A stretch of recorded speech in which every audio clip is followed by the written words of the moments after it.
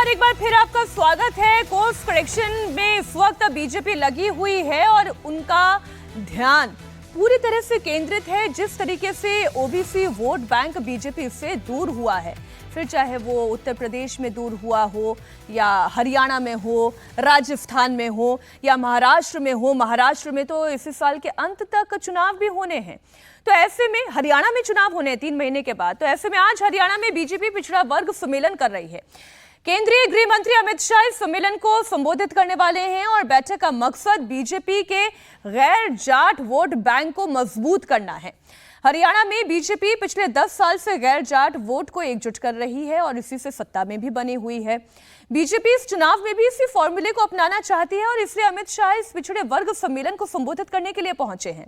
हरियाणा में करीब 21% OBC vote bank है। इस चुनाव में बीजेपी की रणनीति क्या रहने वाली है, इसे हरियाणा के पूर्व मुख्यमंत्री मनोहर लाल खट्टर ने आज साफ किया। मनोहर लाल खट्टर ने बीजेपी की रणनीति के बारे में कुछ संकेत दिए हैं, इसका एक हिस्सा आपके सामने रखती हूं। कांग्रेस का जो दूसरा तंत्र है वो झूठ बोलने का है, लोगों को भ्रमित करने का है। हमने अभी हरियाणा का विश्लेषण किया।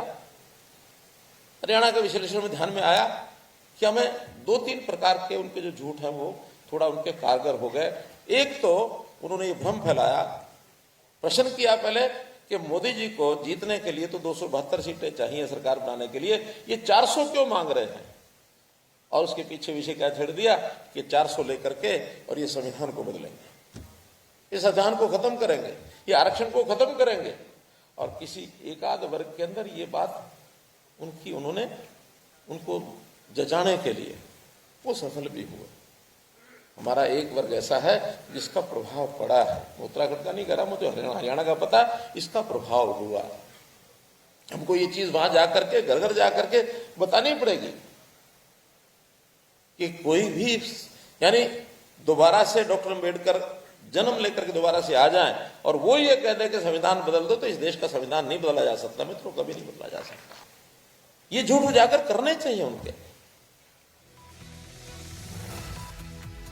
मोटी बात यह है जो मनोहर लाल खट्टर समझाने की बीजेपी के कार्यकर्ताओं को कोशिश कर रहे थे, संगठन के नेताओं को कोशिश कर रहे थे, वो ये कि जो भ्रम फैलाया गया लोकसभा चुनाव के दौरान, उस भ्रम का अव्वल तो काउंटर करना है और बैक फुट पर नहीं बल्कि फ्रंट फुट पर रहकर करना है। आरक्षण खत्म नहीं होने जा रहा है, पिछड़ा वर्ग हमसे दूर ना हो, इसके लिए कांग्रेस के हर उस नैरेटिव को हमें किल करने की जरूरत है, यानी कि उस भ्रम को खत्म करने की जरूरत है। मैं हरियाणा की बात कर लेती हूँ। हरियाणा में समीर जी नायब सिंह सैनी, जो कि खुद पिछड़े समाज का प्रतिनिधित्व करते हैं, उनके हाथ में इस वक्त मुख्यमंत्री की कमान है। ये संकेत बीजेपी देने की कोशिश कर रही है और क्या ये एक बड़ा डर है जो बीजेपी को सता रहा है? हरियाणा से शुरुआत करते हैं, बात महाराष्ट्र तक जाएगी। देखिए, हरियाणा में तो अभी भारतीय जनता पार्टी को 2 डर सता रहे हैं। एक तो जो लोकसभा का चुनाव परिणाम आया कि 10 में से 5 सीटें कांग्रेस जीत गई है और जिस तरीके से वहां पर जाट समुदाय कांग्रेस के साथ हुड्डा के नेतृत्व में इकट्ठा हो रहा है और जिस तरीके से OBC vote bank Bharatiya Janata party से थोड़ा सा खिसका है, वो एक डर ये। दूसरा डर ये भी है कि अभी हरियाणा की सरकार अगर देखा जाए तो अल्पमत की सरकार है। अभी जिस तरीके से जेजेपी ने समर्थन वापस ले लिया है और जिस तरीके से निर्दलीय विधायक अलग हो गए, तो अभी फ्लोर टेस्ट अगर हो तो भारतीय जनता पार्टी के पास बहुमत की स्थिति नहीं। हालांकि हुड्डा जी राज्यपाल से 2 बार कह चुके हैं मिलकर कि आप फ्लोर टेस्ट करवाइए, तो अभी वो भी एक चिंता है।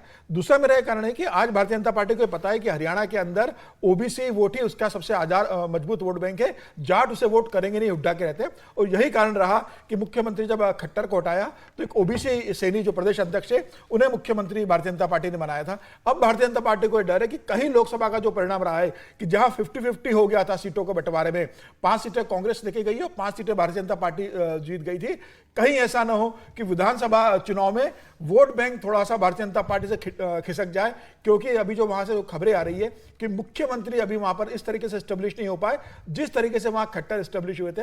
और अभी तो वहां पर सीटों को लेकर लड़ाई चल रही है। राज्यसभा की एक सीट खाली हो गई है, उसको लेकर पार्टी के अंदर रस्साकशी चल रही है। ओबीसी नेता दावा कर रहे हैं कि किसी ओबीसी को राज्यसभा अगर आप भेजोगे इस खाली सीट से तो ओबीसी वोट आपको विधानसभा मिलेगा। दूसरे जाट नेता कह रहे हैं कि अगर आप जाट को भेजोगे तो जाटों के बीच मैसेज जाएगा। किसान आंदोलन एक हरियाणा का एक बड़ा मुद्दा रहा है जिसके कारण किसान भी भारतीय जनता पार्टी से नाराज हुए थे। तो हरियाणा भारतीय जनता पार्टी के लिए बहुत आसान नहीं है। और सिर्फ हरियाणा नहीं, महाराष्ट्र हो, हरियाणा हो या दूसरे राज्य हो, ओबीसी वोट बैंक ने जिस तरीके से भारतीय जनता पार्टी के साथ थोड़ी सी दूरी बनाई है, भारतीय जनता पार्टी के लिए सबसे बड़ी चिंता की बात वही है कि जो vote bank Bharatiya Janata party की एक ताकत बन गया था पिछले 10 साल से, चाहे लोकसभा के चुनाव हो या विधानसभा के चुनाव हो, वो भारतीय जनता पार्टी के हाथ से खिसक गया है। लेकिन सर मेरा सवाल तो ये है कि ओबीसी को अपने साथ जोड़ने की कोशिश कर रहे हैं विजय जी, लेकिन क्या नेचुरल ओबीसी लीडरशिप इन राज्यों में है बीजेपी के पास? आप महाराष्ट्र की बात कर लें, आज छगन भुजबल जाकर शरद पवार के साथ मुलाकात कर रहे हैं। सत्ता किनके हाथ में थी? पहले देवेंद्र फडणवीस के हाथ में थी, अब जो है एकनाथ शिंदे के हाथ में, अजीत पवार के हाथ में है, मराठाओं के हाथ में। ठीक है, अब आप इधर हरियाणा की बात कर ले, नायब सिंह सैनी सरकार चला रहे हैं, लेकिन क्या उतने मजबूत दिखाई देते? राजस्थान की बात कर ले, पहले वसुंधरा राजे, अब भजनलाल शर्मा। जी बिल्कुल ठीक बात है कि सबसे बड़ी प्रॉब्लम ही यह है भारतीय जनता पार्टी के साथ कि उसके पास उस तरह की मजबूत लीडरशिप नहीं है ओबीसी को लेकर, पिछड़ों को लेकर, और तमाम तरीके की कोशिशें करते रहे लेकिन वो एक प्रभावशाली नेतृत्व वहाँ पर नहीं बन पाया। राजस्थान का आपने जिक्र किया, वसुंधरा जी के बाद, वसुंधरा जी तो अपर कास्ट ग्रुप से आती हैं, वहाँ पर कोई नहीं था, भजनलाल जी वहाँ पर आ गए हैं तो वो भी ब्राह्मण है, और वो ओबीसी लीडरशिप वहाँ पर कोई उस तरह से नहीं है। हरियाणा में नायब सिंह को बना दिया गया है, पहले भी राजस्थान में मुझे याद कभी नहीं है, राजस्थान में कभी नहीं रही। हरियाणा में भी है, आपने पहले प्रयोग किया नॉन जाट चीफ मिनिस्टर बनाने का, खट्टर साहब को वो चलाया, फिर जब उनके खिलाफ इतनी नाराजगी हो गई तब आपने एक नए ग्रुप को तैयार किया ओबीसी को, जिसको समझ में आ रहा है कि आप उसके साथ चल सकते हैं। लेकिन अब वो दोनों हो गए, खट्टर साहब से नाराजगी खत्म नहीं हुई है और नायब सिंह से दोस्ती बन नहीं पाई है लोगों की, तो उसकी परेशानी हो रही है, और जाट पूरी तरह से नाराज है। तो हरियाणा में अलग तरह की मुश्किल है। महाराष्ट्र में तो कोई लीडर ही नहीं है उनके पास उस तरह से, देवेंद्र फडणवीस एक तरह से अकेले नेता वहां पर हैं जो महाराष्ट्र में भारतीय जनता पार्टी को देख रहे हैं, तो उनके साथ ओबीसी जुड़ने की बड़ी परेशानी है। और पिछले चुनावों में आप ये कह सकते हैं कि विपक्ष ने एक नैरेटिव बनाया संविधान खत्म करने का, और वो चल गया, लेकिन क्यों चला ये सवाल तो पूछिए खुद से। वो इसलिए चला क्योंकि आपके पास कोई ऐसा लीडर नहीं था जो वोटर को समझाए कि भैया ये बात गलत है, ये बात गलत है। पहली बात तो ये कि आप ही के नेताओं ने शुरू किया था संविधान बदलने की बात, फिर नहीं, लेकिन बोला तो गया ये गलत है, ये तो बयान दिया गया है। नहीं, जो ओबीसी के कम्युनिटी के जो लीडर्स हो सकते हैं, जो आपके बात पर भरोसा करें, मतलब प्रधानमंत्री ने सिर्फ कह दिया उतने से बात नहीं चलेगी। आपके हर रीजन में हर बिल्कुल प्रधानमंत्री हर एक को थोड़ी समझा रहे, वो आपको अपनी कमेटी में, अपनी सोसाइटी में, अपने जिले में उस बात को मैसेज कन्वे करना पड़ेगा। वो करने का लीडर वहां पर है नहीं, उस वजह से ये नैरेटिव चला। आप झूठा कहे सच्चा कहे वो अलग बात है, क्योंकि यही नैरेटिव तो पूरे देश में था, लेकिन ये नैरेटिव तो बिहार में नहीं चला, क्योंकि वहां पर आपके पास एक ऐसी लीडरशिप थी। वहां पे नीतीश कुमार के साथ आपका गठजोड़ था, चिराग पासवान था। आप विजय जी क्या कह रहे हैं कि उत्तर प्रदेश में लीडरशिप नहीं थी ऐसी? नहीं, मतलब उस तरह की लीडरशिप नहीं है ना, केवल केशव प्रसाद मौर्य को आप बिहार से तो बड़ी लीडरशिप भाजपा के पास उत्तर प्रदेश में है। हाँ, तो 33 सीटें आ गई ना आपके पास, फिर भी किसी तरह हर्षवर्धन जी। हाँ। नहीं देखिए, दोनों ही चीजें हैं। एक तो ये कि जो विजय जी कह रहे हैं उसको थोड़ा सा और मतलब खोल के बात करनी चाहिए। मतलब वन ऑफ द रीजन वो है उसको। उत्तर प्रदेश में भी लीडरशिप है, बिहार में भी लीडरशिप है, बिहार में बल्कि यूपी की तुलना में बहुत कम लीडरशिप है। यूपी में तो आपका इतना बड़ा नेता है, चाहे आप योगी आदित्यनाथ की बात करें मुख्यमंत्री, या आप केशव मौर्य की बात करें उप मुख्यमंत्री के तौर पर, ढेर सारे और दूसरे बड़े नेता है। लेकिन क्या ज्यादा सेंट्रलाइज्ड सिस्टम हो गया था? क्या सब कुछ नरेंद्र मोदी बोलेंगे, उन्हीं की बात होगी, उन्हीं की बात जाएगी? ये अगर हुआ था तो उसका दुष्परिणाम है। और इसलिए जरूरी है भारतीय जनता पार्टी को कि एक बार वो बैठे, और मैं तो बार बार कहता हूं कि जो कार्य समिति है ये तो सिर्फ जिसको कहते हैं कि झुंझुना है, ये ऐसे थोड़ी ना कार्य समिति होती है कि सुबह शुरू किए उद्घाटन सत्र, समापन सत्र और सत्र खत्म, तो ऐसे थोड़ी ना कोई चर्चा होती है। आपको मंथन करना है तो उस लिहाज से करिए जो भारतीय जनता पार्टी का बैठक का तरीका हुआ करता था। आप सबसे फीडबैक लीजिए, आपका कार्यकर्ता ही आपको बताएगा। और किसी भी पार्टी का सबसे बड़ा जो कहे कि संकट मोचक या फिर जो सबसे ज्यादा उसको समस्या में डालने वाला उसका कार्यकर्ता ही होता है, तो आप उसी से बात कीजिए तो समस्या का समाधान बताएगा। मेरा यह मानना है कि ये नैरेटिव नहीं चल पाया, उनका चल गया, उस सब में यह ढेर सारी चीजें थी किसी एक पर पकड़कर आप ठीकरा फोड़ना चाहते हैं, आप अपने पक्ष का, वो अपने पक्ष का, वही कह रहा हूँ कि वो एक इसीलिए वो तय नहीं हो पा रहा ना। नहीं, इसमें देखिए महाराष्ट्र की हम बात कर लेते हैं। महाराष्ट्र का पॉलिटिकल टेम्परेचर भी इसलिए बढ़ गया है क्योंकि महाराष्ट्र सरकार के मंत्री छगन भुजबल अचानक शरद पवार के घर पहुंचते हैं। पवार के घर में 2 घंटे तक बातचीत चलती है। बाहर निकलते हैं तो उन्होंने कहा कि वो चाहते हैं कि मराठा और ओबीसी समाज के बीच जो तनाव है उसे कम करने के लिए शरद पवार मध्यस्थता करें। हमने इस पर एक चर्चा कल की थी और उसी का एक एक्सटेंशन आपके सामने रख रहे हैं कि शरद पवार अगर वाकई में ये तनाव कम करना चाहते हैं तो फिर वो चर्चा करें अपने मुख्यमंत्री से कि ये तनाव कैसे कम हो सकता है। हाँ, ये बात सच है कि शरद पवार एक सीनियर नेता हैं, लेकिन हैं तो वो विपक्ष में ही। अगर वो इस मामले पर दखल देंगे तो क्या दोनों समाज उनकी बात सुनेंगे? छगन भुजबल ये बता रहे हैं कि वो बिना अपॉइंटमेंट के शरद पवार से मिलने के लिए पहुंचे थे। वो बीमार हैं, इसके बावजूद उन्होंने भरोसा दिया कि वो 1-2 दिन में एकनाथ शिंदे से बात करेंगे और इस मसले को सुलझाने में मदद करेंगे। पहली बात तो रोहन यही है कि छगन भुजबल, मैं सवाल पर आती हूँ, पहले छगन भुजबल क्या कह रहे हैं वो थोड़ा सुना देते हैं दर्शकों को।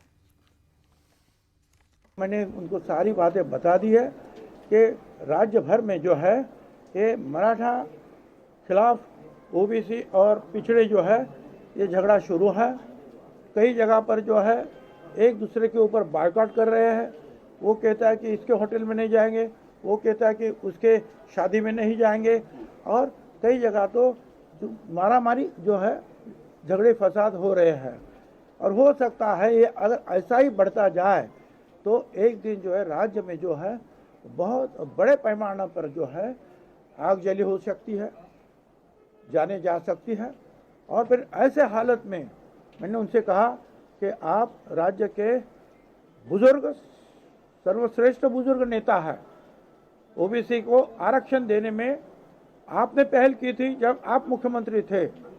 अब ये सारे सवाल खड़े हुए हैं तो आपको जो है इसमें अगुवापन लेना चाहिए। ये तभी हो रहा है ना रोहन, क्योंकि इधर चाहे भारतीय जनता पार्टी हो, चाहे शिवसेना का शिंदे गुट हो, चाहे अजीत पवार की हम बात कर लें, इधर उतना कोई स्टॉलवर्ट लीडर है ही नहीं जिससे आप इस समस्या का क्या समाधान पा सके। इसलिए आप शरद पवार के पास जा रहे हैं समस्या का समाधान के लिए। नहीं, और बिल्कुल मैं कहूँगा मीनाक्षी कि ये सब चीज़ें स्वाभाविक रूप से होनी ही है कहीं ना कहीं। जिस तरीके से बीजेपी की जो रैली है वो टैली है वो घटी चुनाव में, तो कहीं ना कहीं ब्लेम किसी को देना है तो अजीत पवार को देंगे या छगन भुजबल को देंगे, तो ये लोग सब एग्जिट तो कहीं ना कहीं देखेंगे ज़रूर, क्योंकि जिस तरीके से एनसीपी की शरद पवार की एक बड़ी जंप हुई है टैली में और कांग्रेस की। और मैं आपको ये भी बता दूं कि इसमें कोई मुझे कोई शॉक फैक्टर नहीं नज़र आता कि अगर कल को दोबारा से अजीत पवार भी वापस चले जाते हैं शरद पवार कैंप में। हालांकि बहुत इस समय प्रेशर ग्रुप्स बने पड़े हैं महाराष्ट्र में उनको रोकने के लिए भी। एक तरफ से मैं उस नेता का नाम नहीं लेना चाहूँगा, लेकिन कल परसों जब बात हो रही थी तो बड़ा एक प्रेशर ग्रुप जो है वो बन चुका है। और अभी आप जब हरियाणा की भी बात कर रहे थे, अजीत पवार गुट में आप कह रहे हैं जी, तो कहीं ना कहीं जो एक प्रेशर सिचुएशन है, खासकर लाइन जोड़ दूंगा। जी जी जी जी आप बताइए। देखिए, अगर महाराष्ट्र की आप राजनीति देखोगे तो छगन भुजबल और शरद पवार दोनों राजनीतिक असरवाद के सबसे बड़े खिलाड़ी रहे। मतलब मौसम वैज्ञानिक इन्हें कह सकते हैं, रामविलास पासवान के लिए कहा जाता था केंद्र में, वैसे महाराष्ट्र के अंदर शरद पवार के लिए जहां राजनीतिक लाभ होता है वहां चले जाते हैं। जब छगन भुजबल मुंबई के मेयर थे, मेयर रहते शरद पवार के पास चले गए, कांग्रेस के अंदर चले गए। बाद में इनको लगा कि अजीत पवार के साथ सत्ता मिलेगी तो अजीत पवार के साथ चले गए। छगन भुजबल बेसिकली अपनी राजनीति नासिक के अंदर एस्टेब्लिश करना चाहते हैं। उनको इस बात का दर्द है कि नासिक में उनके बेटे और भतीजे किसी को टिकट वहां से मिला नहीं।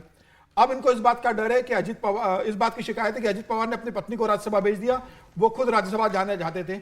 अब उन्हें विधानसभा चुनाव दिख रहा है कि नासिक में अंदर विधानसभा चुनाव में अजीत पवार अगर उनको टिकट देंगे तो उनका बेटा और उनका जो भतीजा है समीर भुजबल और पंकज भुजबल, उनको राजनीतिक रूप से कैसे एस्टेब्लिश करे। दोनों विधायक और सांसद रह चुके हैं पहले, तो अब वो ये कोशिश में है कि अगर शरद पवार की पार्टी से मेरे बेटे या भतीजे को टिकट मिल जाए, मैं अजीत पवार की पार्टी से लड़ लूंगा। अगर ये टिकट बचेगा तो मैं किसी ओबीसी पार्टी से देकर उसको भी एडजस्ट कर दूंगा। नहीं तो लेकिन सर ये तमाम कवायद इसलिए है ना समीर जी, क्योंकि बीजेपी के पास अपना कोई बड़ा ओबीसी लीडर नहीं है और यही इसलिए तो मंथन हो रहा है। वो क्या करना चाह रहे हैं? बीजेपी के पास गोपीनाथ मुंडे सबसे बड़े ओबीसी लीडर रहे हैं उसके बाद है ना पंकजा सर। मुंडे को कोशिश अब- की भारतीय जनता पार्टी ने बनाने की, वो चुनाव हारी। अभी भी भारतीय जनता पार्टी के पास ओबीसी लीडर है, लेकिन इतने बड़े लीडर नहीं है कि वो पूरे महाराष्ट्र के ओबीसी को इकट्ठा कर सके, क्योंकि वो गोपीनाथ मुंडे देखा करते थे। उसके बाद जो ओबीसी लीडर का वैक्यूम भारतीय जनता पार्टी के पास महाराष्ट्र में हुआ है, वह भारतीय जनता भर नहीं पाई। सर, एक बड़ी खबर आ गई है। हरियाणा के ओबीसी सम्मेलन में अमित शाह ने बयान दिया, कांग्रेस पिछड़ा विरोधी पार्टी है, सबसे ज्यादा ओबीसी मंत्री प्रधानमंत्री मोदी ने बनाए हैं, हरियाणा में सीएम भी ओबीसी हैं। और यही तो चर्चा हम भी कर रहे थे कि अगर हरियाणा की बात करें तो नायब सिंह सैनी के हाथ में कमान तो है। क्या कहा अमित शाह ने, पहले आप वो सुनिए। दलितों की सरकार है, गरीबों की सरकार है, और मेरी ये सरकार पिछड़ों की सरकार है, और देश को पहला सशक्त बीसी प्रधानमंत्री देने का काम भारतीय जनता पार्टी ने किया। और आज 71 में से 27 मंत्री पिछड़ा वर्ग के देकर नरेंद्र मोदी जी ने देश भर के, और हरियाणा से भी 2 पिछड़े देकर हरियाणा के ओबीसी का सम्मान करने का काम किया है। भाई और बहनों, मैं यहां आया हूं तब हुड्डा साहब को जरूर कहना चाहता हूं, हुड्डा साहब, चुनाव आता है तब बीसी बीसी बीसी बीसी की माला जपते हो। कांग्रेस पार्टी हमेशा से पिछड़ा वर्ग की विरोधी रही, ओबीसी की विरोधी रही। सन 57 में ओबीसी के रिजर्वेशन के लिए काका साहेब कालेलकर कमीशन बना, कांग्रेस ने सालों तक इसको लागू नहीं किया। अब अमित शाह जो बात कह रहे हैं, देखिए, ओबीसी नेतृत्व की अगर बात आती है तो प्रधानमंत्री नरेंद्र मोदी हैं, हरियाणा के मुख्यमंत्री नायब सिंह सैनी हैं, ओडिशा में भी जिनके हाथ में कमान दी गई वो किस वर्ग का प्रतिनिधित्व करते हैं, वो भी पिछड़े समाज से, आदिवासी समाज से आते हैं, अगर मैं गलत नहीं हूं तो। फिर भी ये बात समझानी पड़ रही है हर्षवर्धन जी। सबसे बड़ी चिंता ये है, अमित शाह देश के गृह मंत्री अब सम्मेलन में खड़े हो रहे हैं, अभी भी ये बात समझा रहे हैं, क्या जनता देख नहीं रही है या कांग्रेस ने बड़ी अच्छी पट्टी पढ़ा दी है? देखिए, मुझे लगता है इतना भी नहीं हो गया है। कई बार लगता है ना, अब भारतीय जनता पार्टी के लोगों को भी थोड़ा बैठ के अच्छे से समझ लेना चाहिए। वो भी जिस तरह से व्यवहार कर रहे हैं, वो ऐसे लग रहा है कि सारे लोग चले गए। अगर चले गए होते तो 36% से अधिक पूरे देश में, और अगर सिर्फ हम उत्तर प्रदेश की बात करें तो 41% से अधिक मत आपके पास नहीं होता। आपके पास सवर्ण पिछड़ा का जो गठजोड़ था वो अभी भी इंटैक्ट है। मुश्किल क्या है कि जब आप जातीय समीकरण में एकदम से दिख रहे होते हैं, जिसको कहते हैं ना कि आपको दिख रहा होता है साफ साफ शीशे की तरह है कि उस पार क्या चल रहा है, तो आपको समझ में आता है कि हाँ भाई, ये भी एक तरीका है। तो वो जातियां भी अपना एक लाभ लेने के लिए कहीं और जा रही, किसी और को जिता दे रही। अब सवाल ये है कि आप आगे की बात करेंगे क्या? आप जो कर रहे हैं उसके आगे की बात करना सीखिए, और ये भारतीय जनता पार्टी के नेताओं के लिए बहुत आवश्यक है। बहुत पीछे जाकर बार बार बात करने से अब नहीं होने वाला है, ये आप समझिए इस बात को। और भारतीय जनता पार्टी आगे की बात क्या होती है, क्या होगी आगे की बात, मैं तो ये भी समझना चाह रही हूं। अगर वो इस नैरेटिव को ये बोल के नहीं खत्म करेंगे कि देखिए लीडरशिप हमने दी, हमने आरक्षण खत्म नहीं किया, ये देश संविधान से चल रहा है, इसके इतर वो क्या बात कहेंगे? नहीं, देखिए, जब हम आगे की बात कहते हैं तो उसका मतलब क्या होता है? आगे की बात का मतलब यह है कि जो कुछ हमने 10 सालों में किया वो बताने की ज्यादा जरूरत होती है। हम क्या आगे करने जा रहे हैं वो बताने की ज्यादा जरूरत होती है। हमारी पॉलिसीज ने कैसे चेंज किया है वो बताने की जरूरत ज्यादा होती है। आप अगर, मतलब उदाहरण के लिए हम कह रहे हैं कि राहुल गांधी आज जातीय जनगणना की बात कर रहे हैं, और कांग्रेस पार्टी का जिसको कहें कि एक स्टैंड है कि वो जातीय जनगणना के विरुद्ध रही है। लेकिन अब अगर राहुल गांधी कह रहे हैं कि भाई हम करेंगे, तो आज की जो बात है वो ज्यादा लोगों को समझ में आएगी, या बार बार आप पुरानी बात कह रहे होंगे तो समझ में आएगी? ये ठीक वैसे ही है कि जैसे कोई पुराना निकाल कर लेकर आए कि कोई संघ में किसी ने बहुत पहले क्या कहा होगा, आज संघ क्या कह रहा है वो महत्वपूर्ण है, या पहले की कोई बात आपको ध्यान में रही होगी जो उस काल परिस्थिति के हिसाब से कही गई हो? तो मुझे लगता है भारतीय जनता पार्टी को आज की राजनीति करनी चाहिए, वर्तमान की राजनीति करनी चाहिए, और भाजपा के पास बहुत कुछ है। मैं फिर से कह रहा हूं, 1984 के बाद पहली सरकार है जो 240 सीट्स के साथ सरकार में है। इसलिए आपको ये मतलब समझना भी पड़ेगा कि हम कहां खड़े हैं। कमजोरियां जो हैं वो सबसे बड़ी बात है, डिसेंट्रलाइजेशन करना ही पड़ेगा, स्टेट लीडरशिप आपको तैयार करनी ही पड़ेगी। आपका जो मूल कार्यकर्ता है जो दूसरों को झेलता जा रहा था, चलो ठीक है भाई आराम से बैठा हुआ, चलो ठीक है लोग आने चाहिए, लोग आने चाहिए, आपने पूरा घर भर दिया। और घर भर दिया, वही बेचारा किनारे खड़ा होकर बाहर कुर्सी लगा के बैठा हुआ है। तो कम से कम ये चीजें आप सोचिए, आप विधान परिषद और राज्यसभा में किसको भेजते हैं, जरा वो भी सोच लीजिए। ये सारी चीजें हैं जो मुझे लगता है ठीक करने की जरूरत है। और मैं फिर कहता हूं, भाजपा के पास जब वो एक तरह से कहें कि नहीं मानी जाती थी कि पिछड़ों दलितों का कितना वोट, तब भी उसके पास पिछड़ी जाति के, दलित जाति के, राष्ट्रीय नैरेटिव वाले बहुत बड़े बड़े नेता रहे हैं। उनको आगे बढ़ाने की जरूरत है। अभी भी ऐसे ढेर सारे लोग हैं, जातियों में आप बात करेंगे तो जातियों में फंसेंगे और जातियों में कटेंगे। इसका सवाल तो फिर ये होता है ना रोहन, की क्या स्टेट लीडरशिप कमजोर हुई है? नरेंद्र मोदी ही अपने आप में इतने बड़े चेहरे हो गए कि स्टेट लीडरशिप में अब चेहरा ढूंढने में समस्या आ रही है। बरगद का पेड़ होता है ना, जब बरगद का पेड़ विशाल हो जाता है तो उस नीचे कोई और दूसरा पेड़ पनप नहीं पाता है। बिल्कुल नहीं मीनाक्षी, ये बिल्कुल हर्ष जी ने जो बात कही है वो मैं उससे बिल्कुल सहमत हूँ। आप कर्नाटका उठा लीजिए, राजस्थान उठा लीजिए, मध्य प्रदेश उठा लीजिए, कई जगह तो पहले बारी जीत के आए हुए एमएलए को आप चीफ मिनिस्टर, मुख्यमंत्री बना रहे हैं। तो स्टेट लीडरशिप ग्रूम कैसे होएगी? चाहे आप न्यूज़ रूम का कल्चर देख लीजिए, क्रिकेट का देख लीजिए, फुटबॉल, आपको हर कप्तान के नीचे प्लेयर की या किसी की भूमिका तय करनी होती है, ग्रूमिंग देनी होती है। तो ग्रूम जो हो रही है वो किसी को आप ग्रूम करना नहीं चाह रहे या ग्रूम हो नहीं पा रहे। आप हरियाणा की बात कर रहे हैं, मैं आपको ये बता दूं कि क्यों बार बार हम ये पूछते हैं आज कि हम ओबीसी के दम पे बीजेपी वापस आना चाहती है, जाट के दम पे क्यों नहीं समझती बीजेपी की? जब बीजेपी सत्ता में आई थी, हरियाणा एक जाट बहुल्य स्टेट नहीं है, वहां पे ओबीसी 30% है, 25% जाट है, उसके बाद 20% दलित है। क्यों आज कांग्रेस वहां पे 5 सीटें जीत के आई है? भूपेंद्र हुड्डा को देख लीजिए, उनका जो पीए है, पर्सनल सेक्रेटरी है, उन्होंने वो दलित रखा है। किरण चौधरी और श्रुति चौधरी को आप जाट के लिए लेके आ रहे हैं। पहले आप चौधरी बीरेन को लेके आए, उनके बेटे को आपने फिर एमपी इलेक्ट किया जाट को खींचने के लिए। तो आप अपनी स्ट्रेंथ पे क्यों नहीं लड़ते हैं? और अगर आपको स्ट्रेंथ आपको डेवलप करनी थी ओबीसीज में, तो आपने वो क्यों नहीं डेवलप करी?